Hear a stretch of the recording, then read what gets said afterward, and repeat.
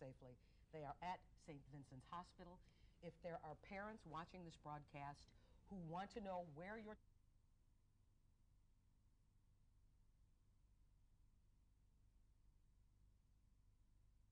to make this at the very end, as we went over Maine, we could see New York City and the smoke from the fires. Our prayers and thoughts go out to all the people there and everywhere else. Here I'm looking up and down the East Coast to see if I can see anything else.